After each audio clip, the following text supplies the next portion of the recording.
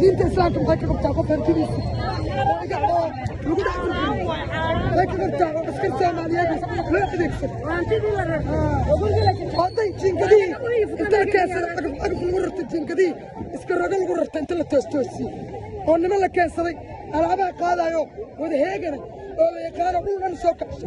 muuqaalada idin muuqanaya waa qaar ka mid ah ganacsatada ku ganacsanayay suuqa bakaaraha gaar ahaan qaybta lagu iibiyo hudheyda oo burburin ciidamada ammaanku ay ku sameeyeen maanta ilaa iyo sidoo kale xalay waxaana ay ku sugan yihiin afaafka hore ee xarunta maamulka gobolka Banaadir ganacsatadan ayaa waxa ay sheegeen in loo diiday in ay alaabtooda ay kala soo baxaan suuqa inta aan la burburin taasina ay tahay waxyaabaha ay ka cabanayaan waxa ay sheegeen in ay hadda u yimaadeen xarunta gobolka Banaadir cabasho iyo sidoo kale in ay gudbiyaan arintooda laakiin saasi ay tahay aan wali lala hadlin ciidamada ammaanka ayaa qaaday tallaabo ay ku kala eriyayaan dadkan ku sugan afaafka hore ee xarunta maamulka gobolka Banaadir waxaana ciidamadu sidoo kale ay xabsiga u taxaabeen qaar kamid ah